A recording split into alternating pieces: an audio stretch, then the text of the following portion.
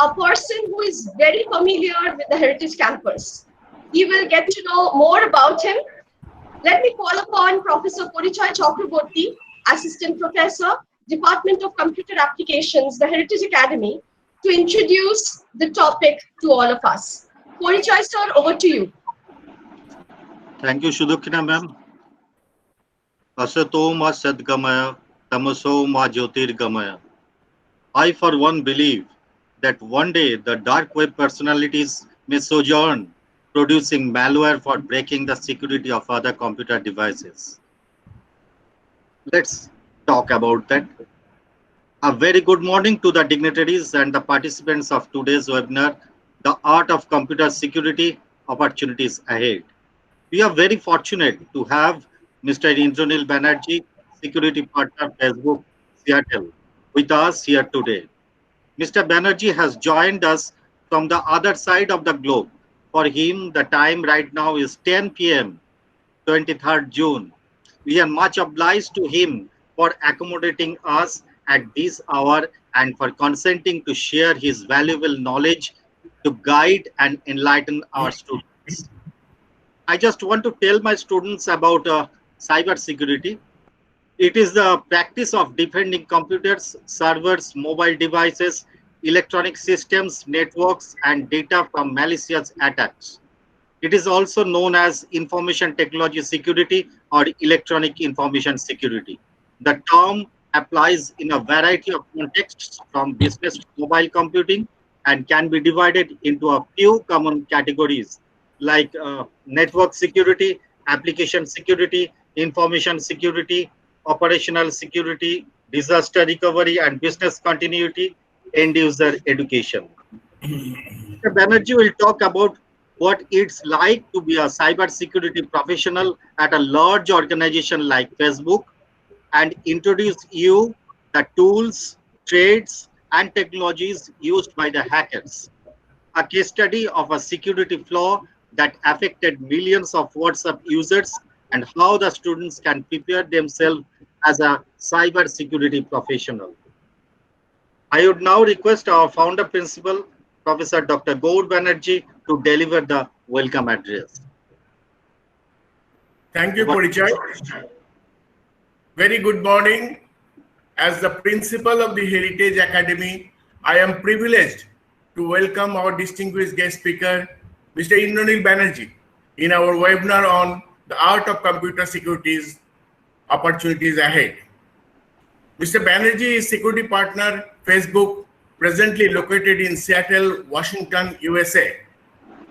We are proud to inform you that Indranil is an alumni of Heritage Institute of Technology in BTech course.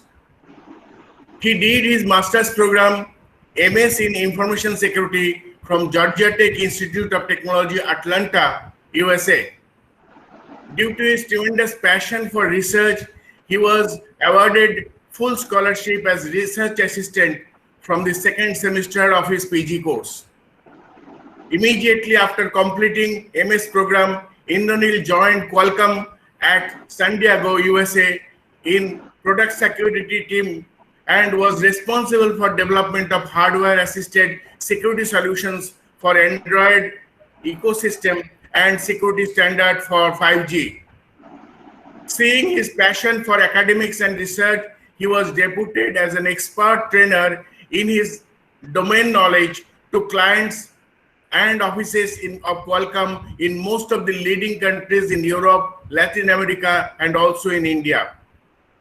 In 2019, he shifted to Facebook, Seattle as security partner, responsible for threat assessment for Facebook servers.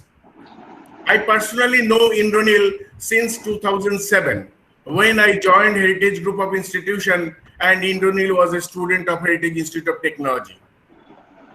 Indranil, you may please recall in 2011 when I was a guest to you in San Diego, USA, I requested you to pay a visit to Heritage Campus and share your valuable knowledge with our BCA students, and you agreed to the same immediately. Now you are here, though in virtual platform. I would like to extend my sincere thanks to you for enlightening the participants during the most difficult time of emancipation, particularly for the youths. I feel honored to welcome respected Chief Executive Officer, Kalyan Bharati Trust, Sri Pradeep Kumar Agarwal sir, in the webinar, who is a source of continuous support, encouragement, and inspiration for all of us in the Heritage Group of Institutions. I further like to welcome Director Kalyan Bharati Trust, Mr. Praveen Roy, and Advisor, Heritage Business School Professor, Dr. K.K. Chaudhary sir, in the webinar for their valuable guidance. I am happy to welcome distinguished dignitaries, members of faculty of Heritage Group of Institutions, other participants, and particularly our beloved students in the webinar. Whenever there is an opportunity in my address, I always say a few words on Heritage Academy. Conceived in 2006 by our Honorable Chairman of Kalyan Bharati Trust, C.H.K. Chaudhary sir, the DHA was set up with two courses, BBA with intake of 60 and BCA with intake of 60, aggregating a student strength of 120 on 1st August 2007, affiliated under Maulana Abul Kalam Azad University of Technology, Kolkata, the then West Bengal University of Technology, West Bengal. With gradual increase in intake in BBA and BCA and introduction of prestigious Media Science department with two courses, BSc in Media Science and MSc in Media Science in 2016, our student strength rose to an admirable figure of 1,000 plus. Our students are doing exceedingly well, both in academics and career progression. Not only all the students are passing out with good percentage of marks, but few of them are also getting ranks in university level. We have repeated toppers. We have repeated gold medals in BBA course, repeated silver medals in this course, and even the first batch of MSc in Media Science got the bronze medal. Not only in academics, our students have done exemplary performance in career progression. BCA students have 100% placement record from the beginning, and MSc in Media Science students are also get blessed with a fantastic pay package. Indranil, participants, particularly our students, are eagerly waiting to listen to you. Thank you all. God bless you. Jai Hind. Thank you, sir.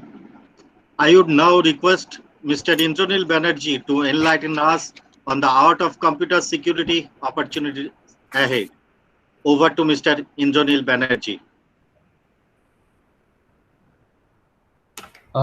Thank you so much, Porichai sir. Before we get started, let's quickly tell me if you can see the slideshow that I'm sharing. Yeah, it is visible. It is visible. Perfect. So let me start by taking this opportunity to thank the administration and faculty of Heritage Academy. I am truly grateful for this opportunity to introduce students at the Heritage Academy to the fascinating world of cybersecurity.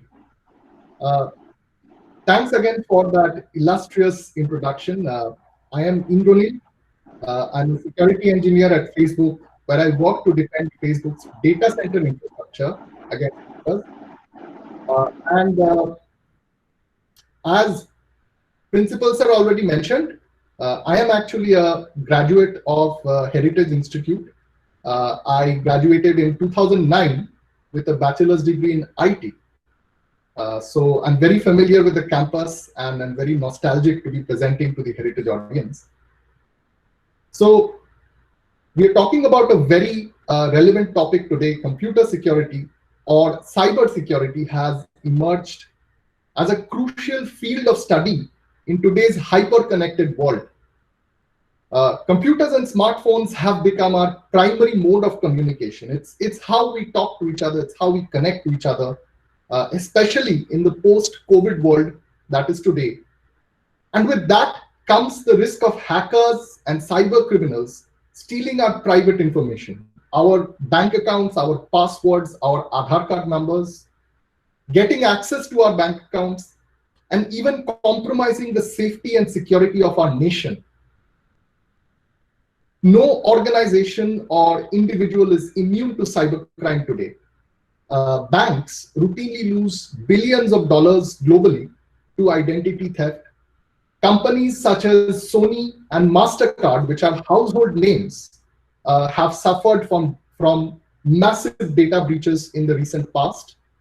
Even government agencies such as the UIDAI that administers Aadhaar cards, such as the health department that is administering the COVID apps, have been hacked in the recent past. Social networks such as Facebook and Twitter have lost millions of dollars worth of user data because of cybercrime. To put this into context, let us take the real life example of something that happened with WhatsApp. As we all know, WhatsApp has over 600 million users in India and is one of the more popular mobile applications ever written. In 2019, that's just last year, Facebook engineers began noticing some strange patterns of data in the WhatsApp server-side logs coming from India.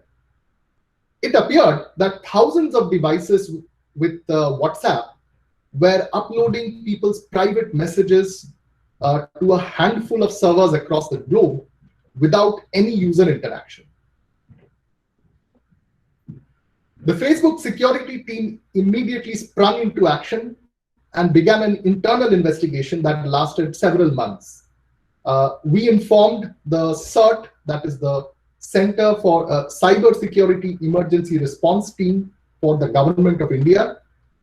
Upon reverse engineering the code samples from victim devices, we learned that an Israeli spyware company called the NSO Group had embedded a malicious program called Pegasus inside the WhatsApp application for victims. This spyware would surreptitiously, secretly record the victims' private messages and even audio and video from their smartphones and send it to unknown attackers over the internet. So this spyware called Pegasus was infecting, in fact, the smartphones of Indian activists, some well-known journalists and prominent lawyers in India.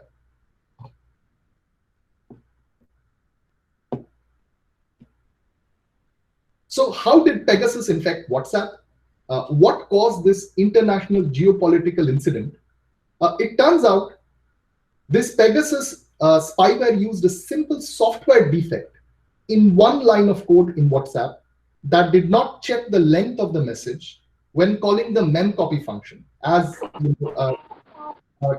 technology students, as BCA students, we should all be familiar with the memcopy function in C. Lo and behold, it sparked a geopolitical incident. That was it. One defect in one line of code, and attackers were able to compromise thousands of users globally.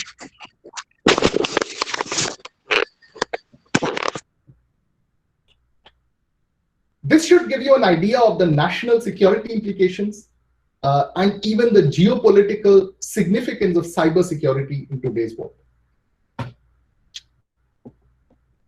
But let me address the elephant in the room. Cybersecurity is often called a black art. There is an air of mystery around it. We have this culture of mythologizing hackers as geniuses.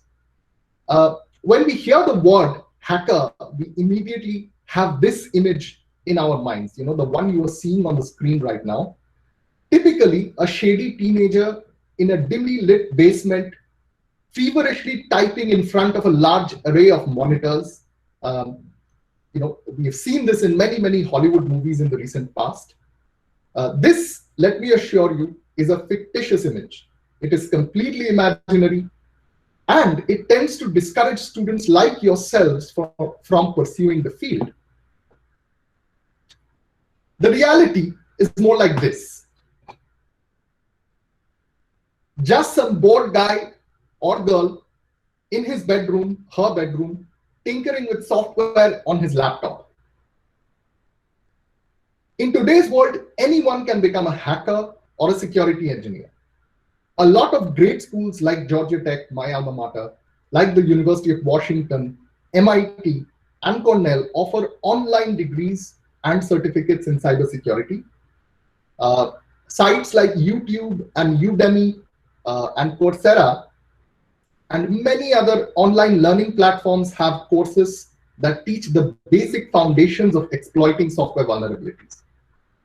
My own first introduction to cybersecurity was through my final year class at the Heritage Institute, that is IT 803A, data compression and cryptography. That was one of the first introductions I had to cybersecurity, and it fueled my passion to learn more about the subject. So with that, let's now talk about some of the technical aspects of cybersecurity in some depth, starting with the different branches of cybersecurity. Broadly speaking, cybersecurity can be divided into 5 branches. There's system security, network security, AppSec or web application security. There is cryptography, or the art of mathematically encoding data for security. And finally, there's social engineering. In the next few slides, we will learn about each of these branches and look at some attacks and defenses in each area.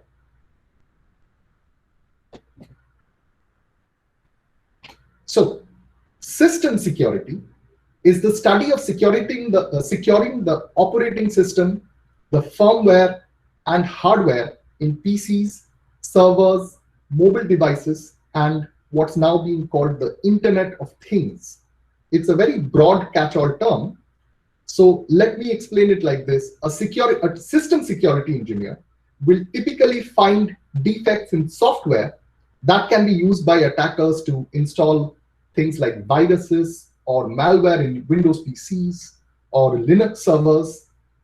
They use tools such as static analysis of code and testing code with invalid inputs to find bugs. Let's talk about some of the attacks and some of the defenses that we study in cybersecurity. Many of the attacks we deal with in system security happen because of programs called Trojans. I'm sure many of you have heard of this term or know what it is.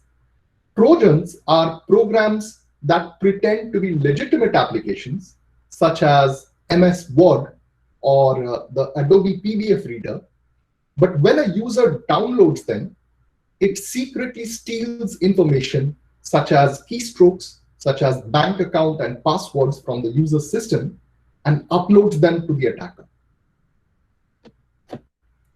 So how do we prevent, what kind of defenses do we have for Trojan programs? Well, all modern operating systems have a concept called sandboxing and a concept called application signatures. You see, when a modern operating system like Windows 10 is launching an application, it first computes a digital signature, which is the equivalent of a unique string which represents the application and matches it against a database of trusted signatures in its reference. What's more, each application like Word or PDF Reader is launched in its own jail, in its own sandbox, where it can only access certain files and take certain actions on the system. Let's move on to network security. Network security has to do with preventing and monitoring unauthorized access to resources such as servers, such as storage devices and personal computers on a network, such as the Heritage Academy or Heritage Institute's internal network. So the question we ask in network security is, how do we prevent resources on the network? Like, let's say, the question papers for your tests? How do we prevent access to those resources from outside the network? So again, let's talk about some of the attacks and defenses we see here. I'm sure all of you have heard about DOS, or denial of service attacks. This is where a hacker creates a botnet or a network of small electronic devices that bombard a well-known IP address, a well-known website with millions and millions of messages per second. The website gets overwhelmed, and either it goes down or it does not perform as well and cuts off services for legitimate users. So that's a denial of service attack. Let's also touch on DNS spoofing. DNS, or the domain name system, is practically speaking the most important program that runs on the internet. When you type in, say, www.google.com into your browser, the first thing your browser does is reach out to something called a DNS server and ask it, hey, what is the IP address of the computer which is called google.com? The DNS server at that point returns, checks its internal tables. It literally stores a table which matches each domain name with its corresponding IP address. It picks up the IP address and sends it to your browser. And that's how you know how to find google.com in the internet. So what happens if an attacker is able to take over this DNS server? If an attacker is able to spoof or lie about some of the IP addresses inside this table, if an attacker can change some of the IP addresses, it can send you, instead of google.com, it can send you to attacker.com and then download malware on your personal computer. So some of the defenses in network security are very familiar, such as firewalls and packet filters. A firewall is a device that restricts TCP/IP packets from entering a network. As you all probably know, TCP/IP packets have a source and a destination IP address. They have a port number which tells you what application on the computer is trying to communicate. So firewalls can be configured with rules that tell it which packet to block and which packet to pass through, depending on its source and destination IPs, as well as its port numbers. Let's now move on to AppSec, or application security. This has to do with protecting the integrity and availability of internet-connected applications that we use every day. You know, applications such as Facebook, Gmail, or Paytm.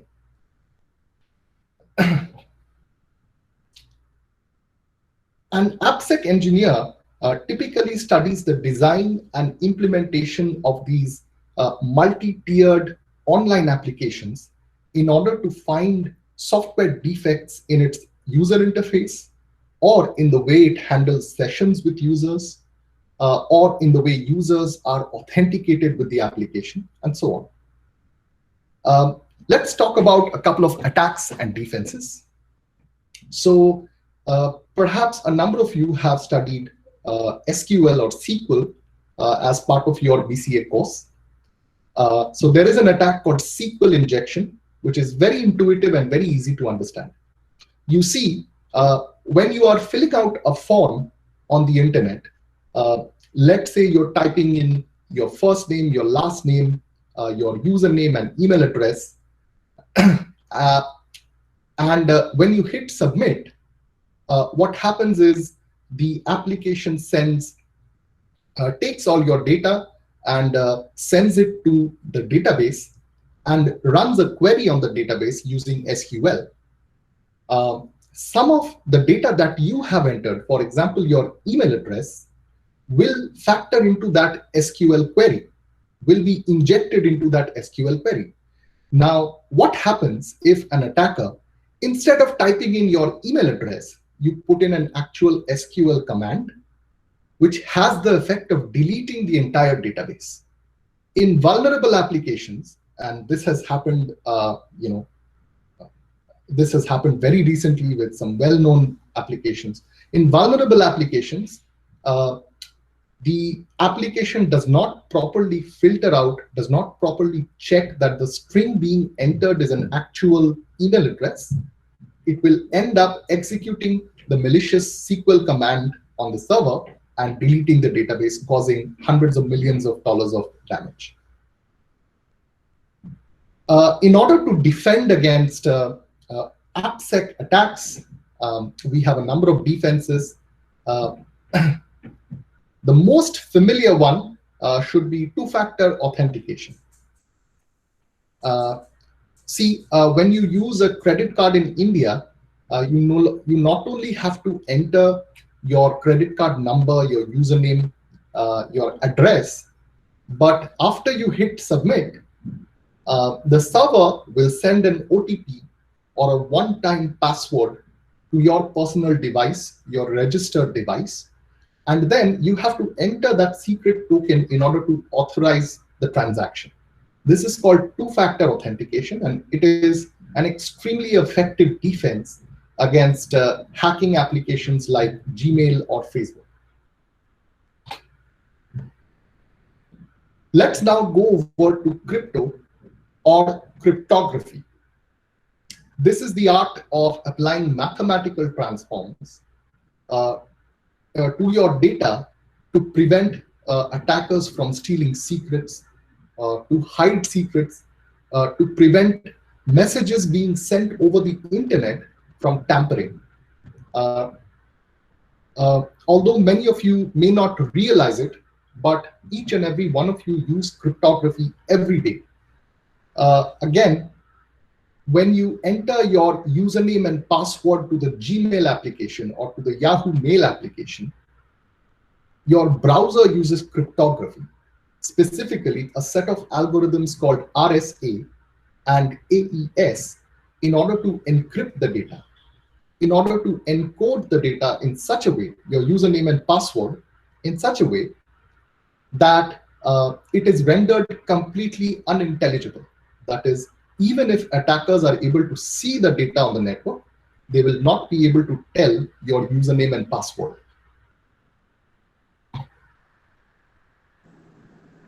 Again, let's talk about some attacks and defenses. Let's talk about something called brute force attacks. Many of you must have seen examples of brute force attacks in movies, where a program simply runs thousands and thousands of guesses for the key that is used to encrypt or encode your data. This can be an effective attack even today against weak algorithms which use insufficient key sizes. Some of the defenses we have developed are encryption, digital signatures, zero-knowledge proofs that are widely used in banking applications in order to authenticate users before they are allowed to access their accounts.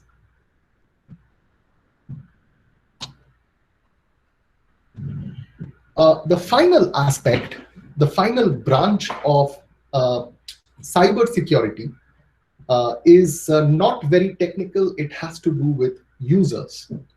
Social engineering is the practice of psychologically manipulating people in order to take some action or divulge some confidential, some secret information.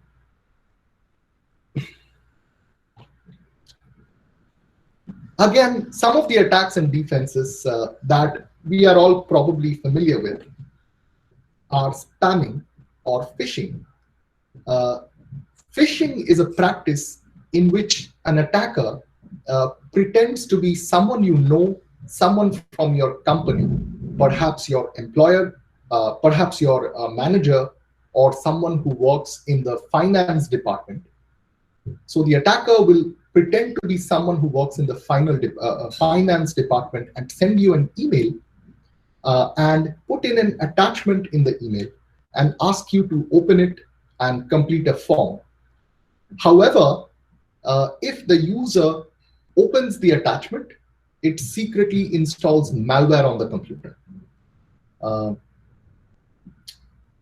Another very common example of psychological manipulation is pretexting. These are very common when you get a scam call from someone pretending to be calling you from the tax department, or calling you from the government or the police, and asking you to give them your information, and otherwise they will take legal action against you. They can ask for information such as your bank account, your Aadhaar card number, your passwords, and of course, you should never answer these calls. You should report these calls to the CERT, to the Government of India's CERT page. Some defenses we have in this area, technical defenses such as spam filters, which compile a list of well-known IP addresses that are known for sending scam emails to users and block these emails whenever you get them. But the most effective defense against social engineering is user awareness, classes such as these, interacting with cybersecurity professionals, and learning what kind of attacks they are vulnerable to and how to protect themselves against it. So we've talked a lot about the technical aspects. Let me go a little bit into the opportunities that exist in the field of cybersecurity in today's world. Here are a number of very common titles, very common positions in industry and even in government and academia for people who are passionate about cybersecurity. Security engineers usually find defects in software and write tools and applications to test software. Security architects help with designing software in such a way that it is designed to prevent attacks against itself from malicious third parties.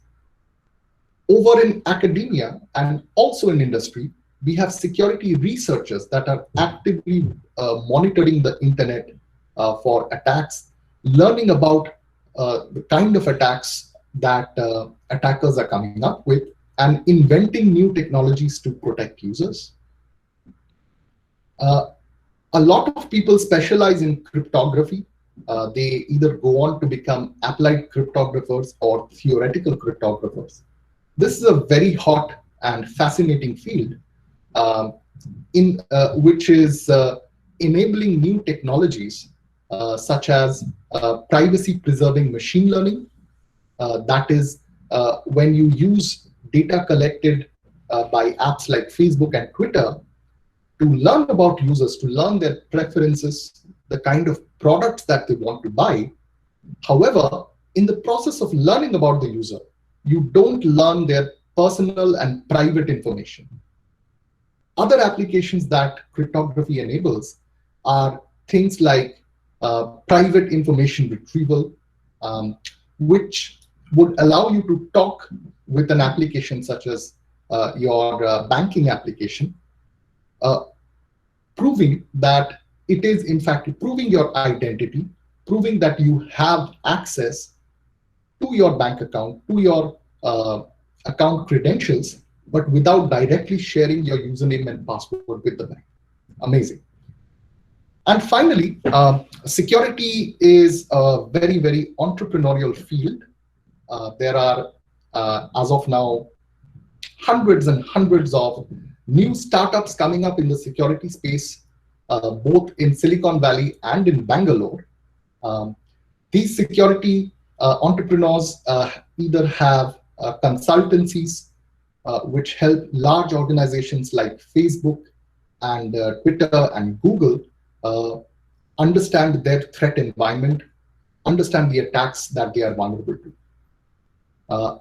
Other security entrepreneurs create applications such as private browsing, which allows you to surf the web without your ISP, your service provider, being able to track your actions. Even more fancy and fascinating new applications that security entrepreneurs have brought forth today allow you to carry a personal identification device like a small USB stick, which you can plug into a laptop in order to prove your identity, in order to securely share data with someone. So last few notes about what are the courses, what steps you can take now, what are the courses and subjects you should focus on now in order to become a security professional. At the BTech and the BCA level, you should focus on courses like data compression and cryptography, IT 803A. You should focus on basics of open source software, open source operating systems such as Linux, and have a curiosity about what is happening when a program runs in your computer. For example, do you know what happens when you double click a .exe application on your Windows device? How does that application image become an actual program running in the operating system? So you have to learn programming in detail and be curious and tinker with software in order to become an effective hacker. With that, I'd like to stop here. And this is the end of my presentation. And I'd like to take questions and comments from faculty, from admin, as well as students. Yeah. Thank you, Mr. Banerjee, for your valuable talk. I have a little question about my website. I have a website regarding the photography or etc.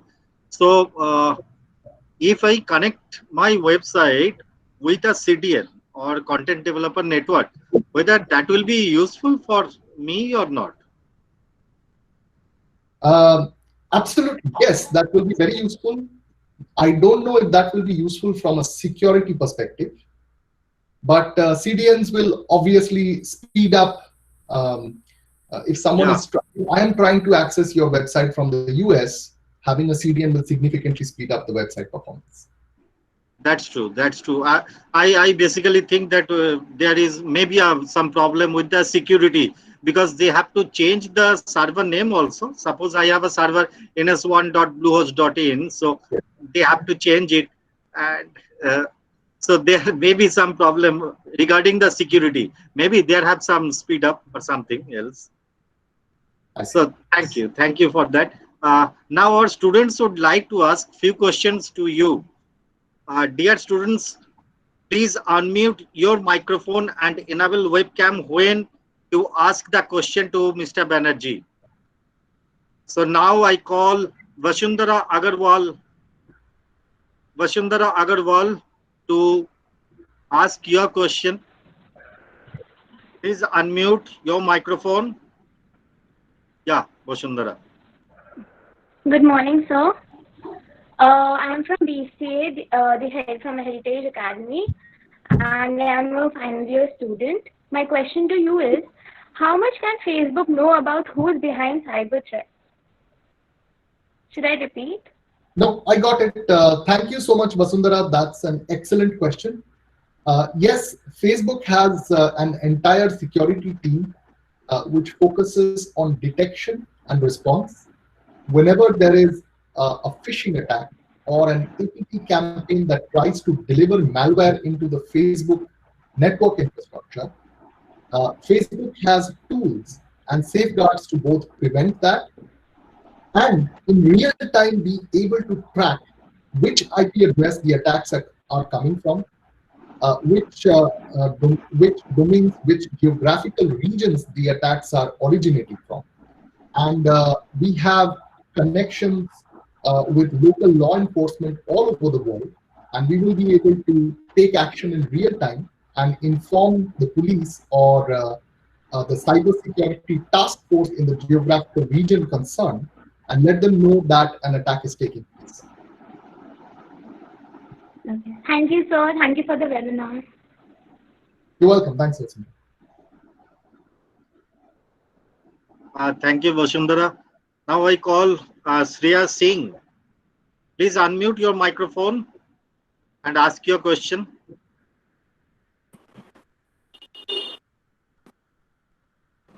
Good morning, sir. I am Shreya Singh, BCA third year student from the Heritage Academy. And my question to you is, how does Facebook investigate cyber threats and information operations?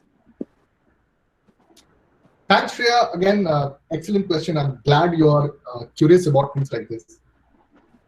So, Facebook has a range of options for investigating cyber threats. First, we coordinate with what's called CERT, or Cybersecurity Emergency Response Teams, all over the world. We coordinate with CERT in India, in the US, in Asia, in China, and Ukraine, in order to create a global database, in order to maintain a global database of known malicious actors. So we know who are the actors. We in fact know what are their locations, which building in North Korea they live in. We are able to compile a database of IP addresses which are commonly used to launch botnet attacks and DDoS operations on the Facebook network. Besides this, we have open source intelligence services which called Threat Intel. So these are companies we basically hire to find out more information about attacks that are currently affecting other companies. And then we compile that data into our database in order to know attacks that we may be vulnerable to. Does that answer your question? Yes, sir. Thank you so much. Thank you, Shreya. Now I call Mukund Agarwal, our BCS student. Mukund, please unmute your microphone and enable webcam.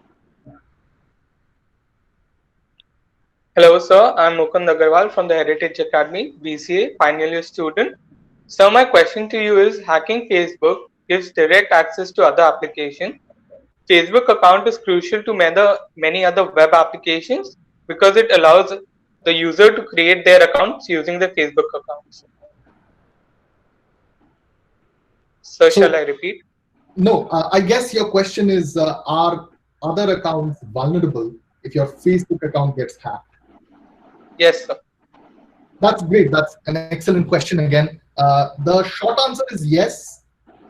Since the way it works is when you click on, say, the Reddit application or Stack Exchange and choose to authenticate yourself with your Facebook account, the Reddit application will send an authentication request to Facebook using a protocol called OAuth.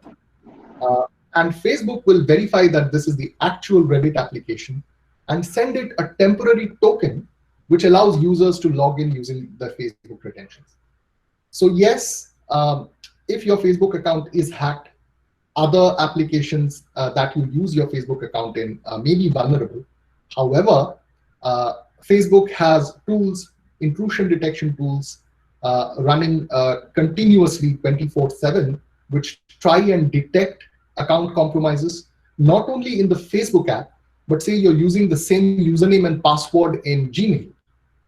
We will also monitor public breaches of Gmail and other prominent applications to learn ahead of time if your account has been compromised and inform users of the same. Thank you, sir, for your insight. Well, Okay. Thank you, Mukund. Now I call Orkoprabhu Datta for a question. Respected dignitaries, I hope you are all safe in these peril times. My name is Orkoprabhu Datta from the Heritage Academy, studying BCA in second year. Sir, I would like to ask a question on how can we keep our Facebook account more secure in these times of social media?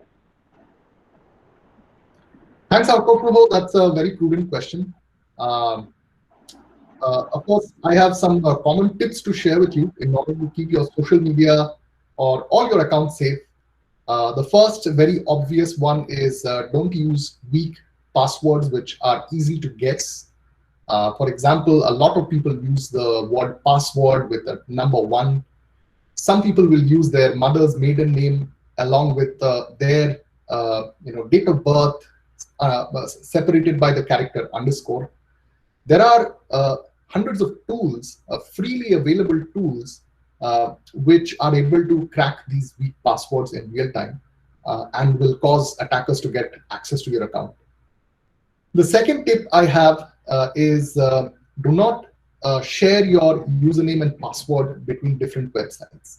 For example, if you're accessing your bank account with a set of username and password, you should never use that for Gmail or Facebook and so on. Again, a very common tip is to use, in order to make this easy, use a password manager such as LastPass or FailPass in order to store all your passwords, because nowadays it's really hard to remember all your passwords if you use different ones, and then people use up sharing passwords between accounts.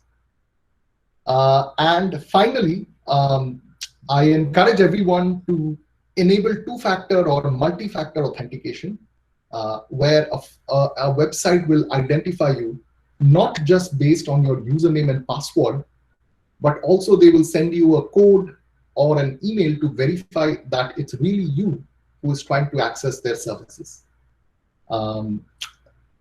Most applications like Facebook and Gmail have this enabled, have this option freely available for all its users.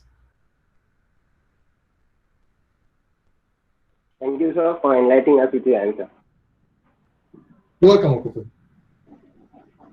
Thank you, Arko. Shanchari Banerjee is with us. She wants to ask you some question. Shanchari, please unmute your phone. Hi, Shanchari.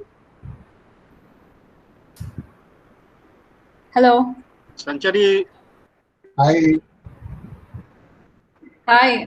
Hello, everyone. This was a great presentation, Indranil. Thank you so much. It's great to hear from you and the insights that we got. It's really, really helpful. And also the brilliant questions that came from the students. I actually had so many of those questions. Thank you for clarifying them. So my question for you would be, with this burgeoning work from home culture, especially because of the virus situation, because so many of us are having to connect to VPNs and get into private networks of our companies, I was wondering if you could tell if the threats or vulnerabilities have gone higher, and if so, what would be some tips that you could give us to stay safe and secure? Absolutely. Thanks, Shanti, for the question. Yes, we regularly get reports from these cybersecurity consultancies, which tell us about the real-time threat environment.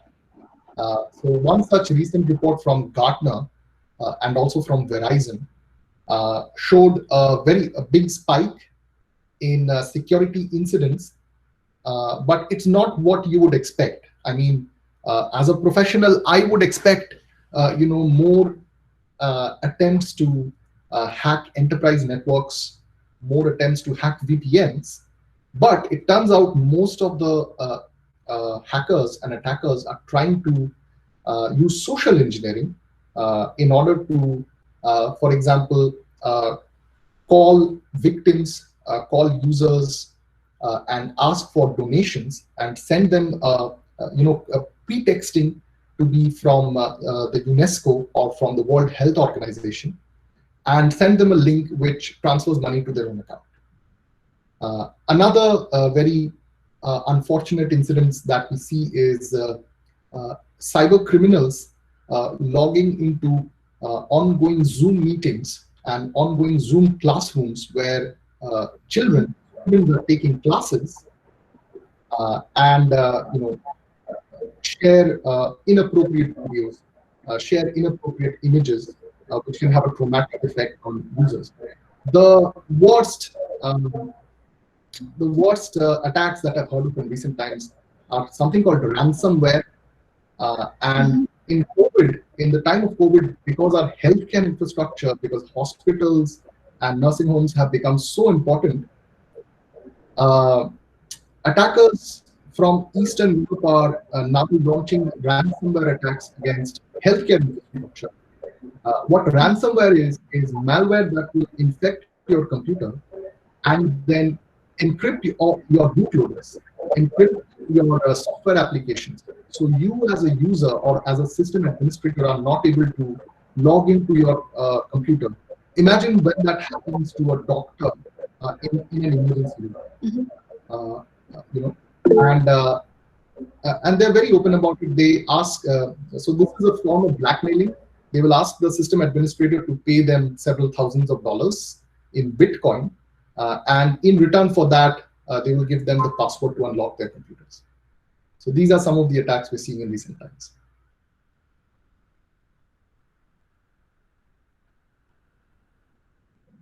Sounds interesting. Thank you so much. You're welcome, Shamsad. Okay, I will take max to max 2 questions from our student side. But before that, students, there is a feedback form. Please fill that particular form. It is essential for us. Now I call Prakshita Shaw. Please unmute your microphone and enable webcam. Prakshita Shaw. Unmute. Good morning, sir. I am Prakshita Shaw from the BCA department, second year. My question to you is, when we would wait and when we would act against a cyber threat? Thanks, Prakshita. That's a really interesting question. So I have 2 answers. One, if you are a normal user, and one, if you are, say, a system administrator working for a company. Right? So if you're a normal user, it is always prudent to take action as soon as possible.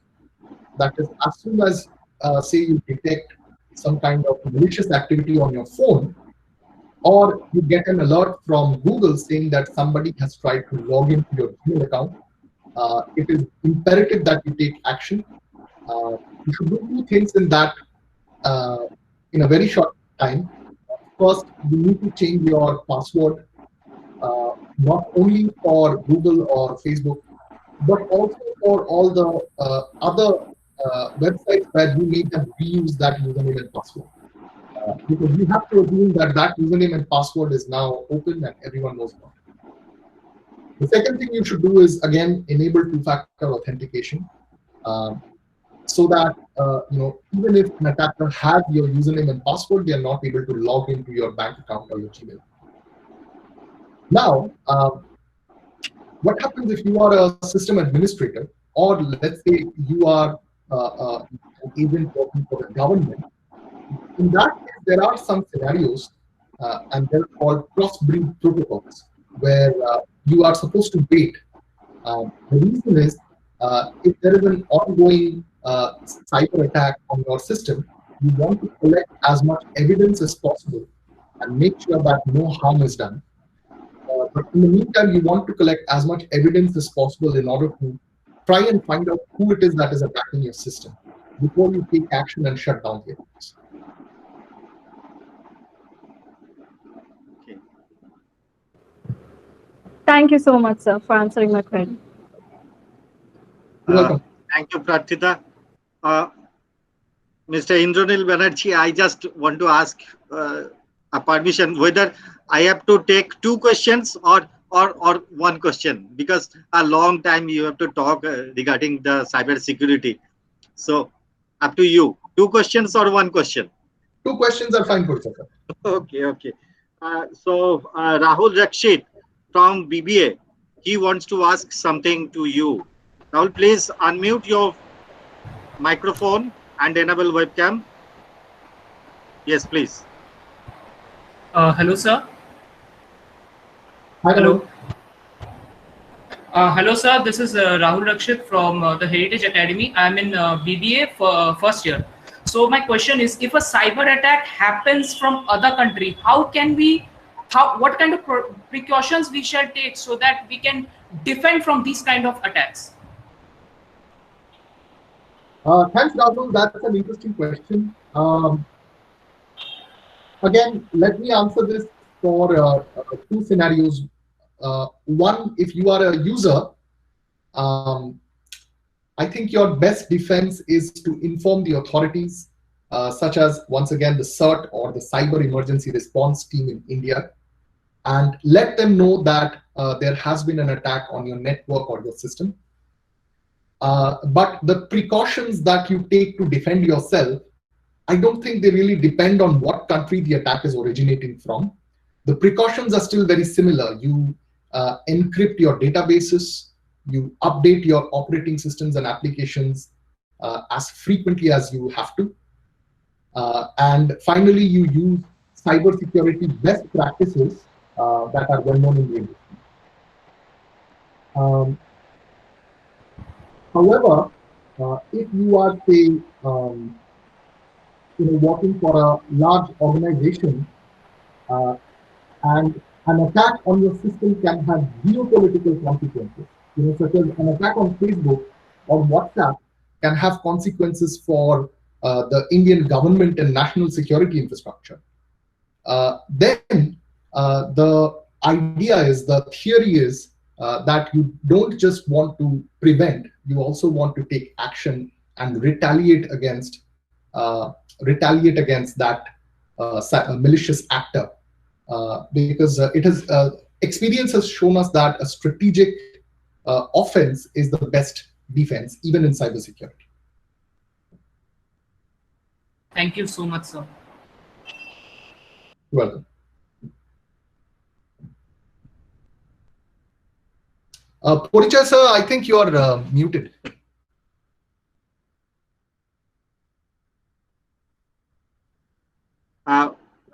Thank you. Last question I have to take from my student side.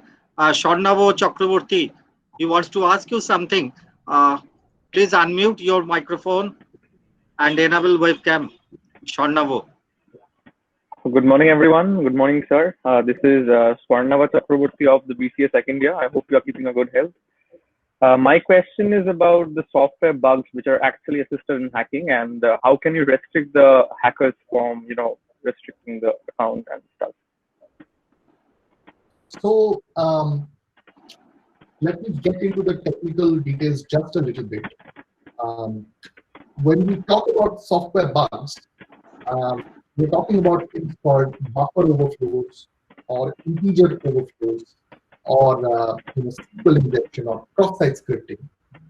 The large majority of these attacks have to do with assumptions that software engineers, that developers make about the kind of data that will be input into the form, or the kind of data that the application will receive in an HTTP request. So developers will make certain assumptions like, hey, this data is trusted, or this data can only be 64 characters long, or this data is an email address. But attackers invalidate these assumptions by putting in a SQL string instead of an email address, by putting in a 1024-bit string instead of a 64-bit string. So the best way to defend against software vulnerabilities is by following a paradigm called defensive design, wherein we analyze the design of these applications. Even before writing a single line of code, we perform threat assessments and threat modeling of the design of these applications to understand which of the inputs can be used to attack the application.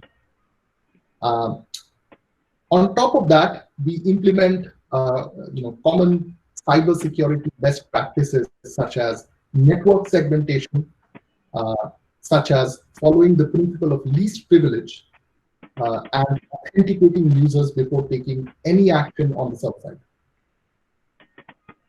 This is a broad topic. I could keep on talking about this for hours. But there is just one more thing which I just want to clarify, that Sure. in Facebook, there are something which is called the securities and logins. Whenever we see some unauthorized logins by any other users, apart from me, Facebook gives us an authentication or an Alert. emergency thing, like alert. Yeah, right, alert. So there is like a security in which we can just log out from all the sessions and we can just continue logging in after every sessions we have essentially. So this is the way maybe I just.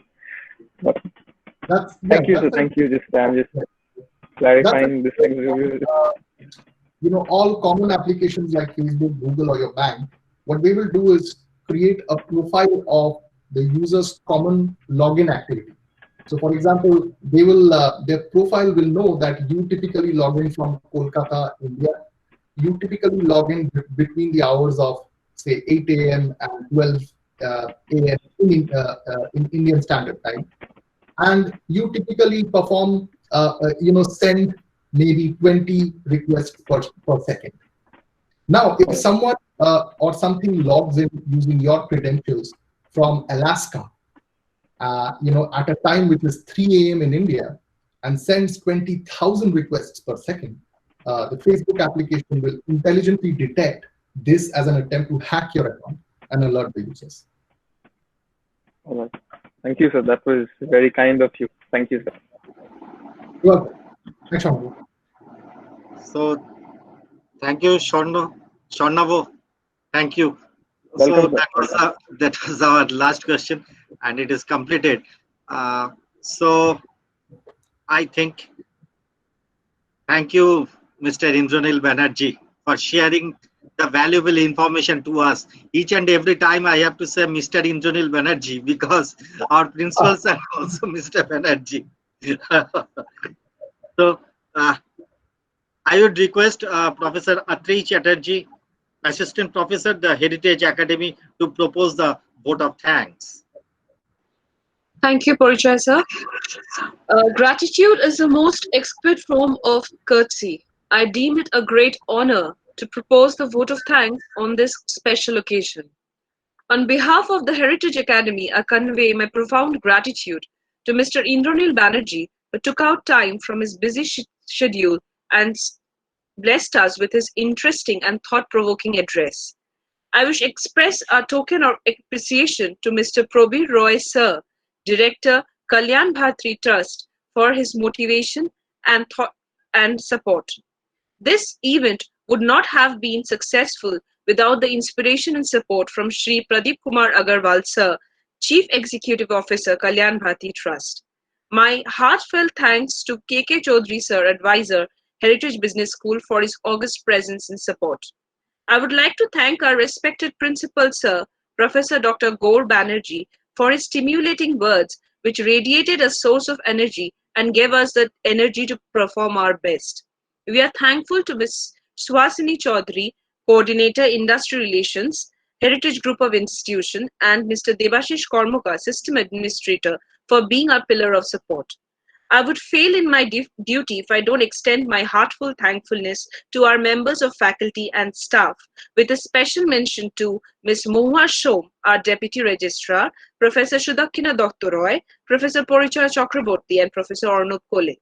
My heartfelt gratitude to all the audience who have visited us from the other side of the globe, especially Mr. Shomnath Banerjee, Ms. Shonchari Banerjee, and Ms. Shanunda Banerjee for your presence. Thank you, students, and thank you all the audience and dignitaries to be present in this webinar.